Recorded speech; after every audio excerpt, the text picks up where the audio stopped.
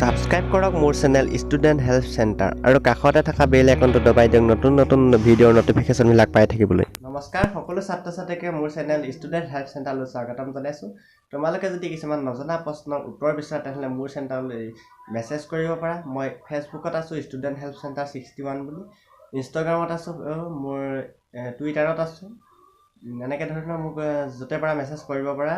তোমালোকে যিটো প্ৰশ্ন নাজানা সেই প্ৰশ্নটোৰ নাম মেনশ্যন কৰি কিতাপৰ নাম মেনশ্যন কৰি মোক ইনবক্স কৰিবা, মই নিশ্চয় কৰি দিবলৈ চেষ্টা কৰিম। আগবঢ়ো আজিৰ ভিডিঅ'টোলৈ।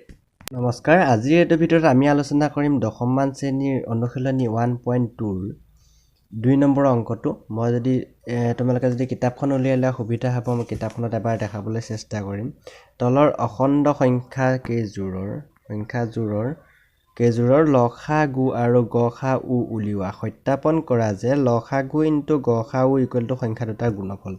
এইটো আমি সূত্ৰটো পাই আহিছিলোঁ। প্ৰথমতে আমি প্ৰথমটো কি হ'ল, প্ৰথমটো দিয়া আছিলে যে 26 আৰু কাৰ মাজত উলিয়াব লাগে, 26 আৰু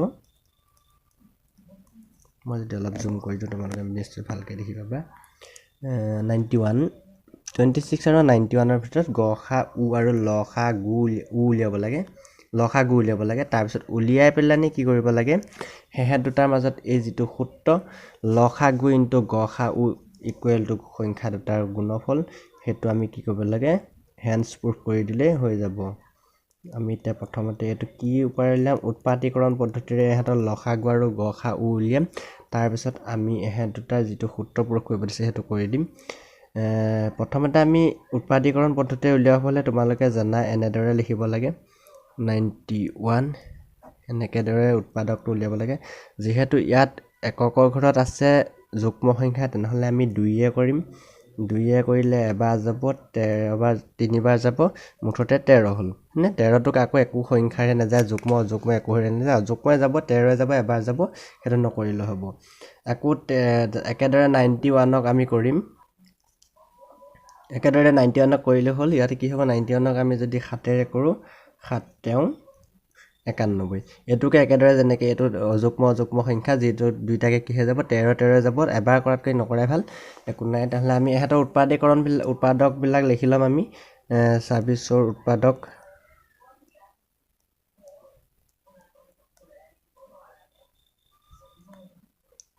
2 × 13, এইটো হ'ল উৎপাদক।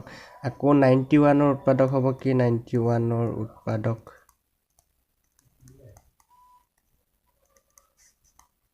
7 × 13। একেদৰে মই যদি অলপ জুম বেক কৰি দেখাবলৈ চেষ্টা কৰোঁ তোমালোকক, কি হয় ইয়াতে যিকেইটা সংখ্যা আমি উৎপাদক পালোঁ দুইযোৰে ক্ষেত্ৰত, দুইযোৰ সংখ্যাৰ ক্ষেত্ৰত যিকেইটা উৎপাদক পালোঁ, এইযোৰৰ ক্ষেত্ৰত এই দুটা, এইযোৰৰ ক্ষেত্ৰত হ'ল এইকেইটা। এই দুটাৰ ভিতৰত কমন কিবা আছে নেকি, কমন যোনযোৰ থাকে সেইযোৰে কি হ'ব, তোমালোকৰ গসাউ সেইযোৰে হ'ব যিযোৰ কি থাকে, কমন থাকে। যিযোৰ কমন থাকিব সেইযোৰে গসাউ হ'ব। তেনেহ'লে আমি কমন থকাযোৰ কি দেখিছোঁ, 13 আৰু 13, এইযোৰে কি হ'ব, গসাউ। যিদৰে আমি গসাউ উলিয়ালোঁ, গসাউটো যেনেদৰে দুইযোৰৰ মাজত মিল থকা সংখ্যাযোৰ আমি ল'ব লাগে, আৰু সেইযোৰে যদি এযোৰ থাকে, দুইটা সংখ্যাৰে উৎপাদীকৰণত যদি দুইটা সংখ্যাৰে উৎপাদকবোৰৰ মাজত যিযোৰ মিল থাকে সেইযোৰ হেৰি হয়। এনে নহয় যে এযোৰে থাকিব, কিন্তু দুযোৰ তিনিযোৰ থাকিব। ইয়াত এযোৰ আছে কাৰণে আমি এযোৰ লিখিছোঁ, যদি দুযোৰ থকাহেঁতেন আমি পূৰণ দি লিখি দিলোঁহেঁতেন। তেতিয়াহ'লে একেদৰে গসাউটো যেনেকৈ মিল থকা কেইযোৰৰ পৰা ল'লোঁ, ঠিক একেদৰে লসাগু উলিওৱাৰ ক্ষেত্ৰতো তেনেকুৱাই নিয়ম। আমি যদি এইবাৰ তোমালোকক দেখাবলৈ চেষ্টা কৰিম বুজাবলৈ। ইয়াতে কি হয় চাবা, যেতিয়া তোমালোকে গসাউ উলিয়াই হয়, এতিয়া লসাগু উলিয়াবলগীয়া হয়, তেতিয়া তোমালোকে কমন থকাযোৰ যিদৰে গসাগুত লওঁ, তেনেদৰে কমন থকাযোৰ দুইটা সংখ্যাৰে মাজত কমন থকা উৎপাদকযোৰ আমি ল'বই লাগিব, 13। আৰু যি দুইটা সংখ্যাৰে উৎপাদকবোৰৰ মাজত কমন লোৱা কেইযোৰৰ বাহিৰে যিকেইটা সংখ্যা থাকি যাব সেইকেইটাও ইয়াত পূৰণ কৰি দিব লাগিব। 13 × 2, 26ত চোৱা উৎপাদক এটা থাকি গৈছিলে কিমান, 2, আৰু 91ত এটা থাকি গৈছিলে 7। তেনেহ'লে আমি গোটেইকেইটা ইয়াত লিখি দিব লাগিব। তেতিয়াহ'লে 13 × 2 × 7 = 14। এইকেইটা তোমালোকে পূৰণ কৰিলে যিমান পাবা সেইটোৱে ইহঁতৰ লসাগু হ'ব। তেন্তে এই দুটাকেইটা যদি আমি পূৰণ কৰি দিওঁ, দেখিবা 182। এইকেইটা মই কৰি নাথাকোঁ, তোমালোকে ছাইডত কৰি চাবা।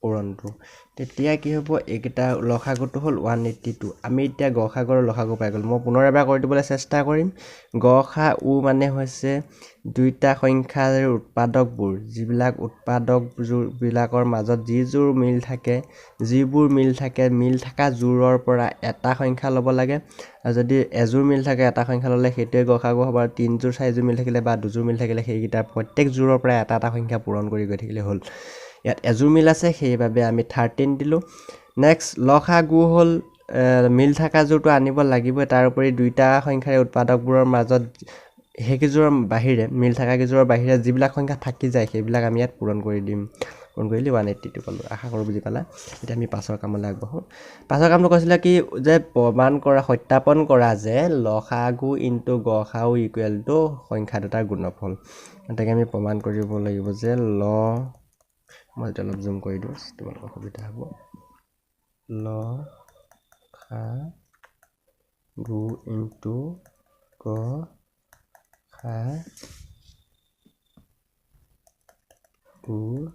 ইকুৱেল টু সংখ্যা দুটাৰ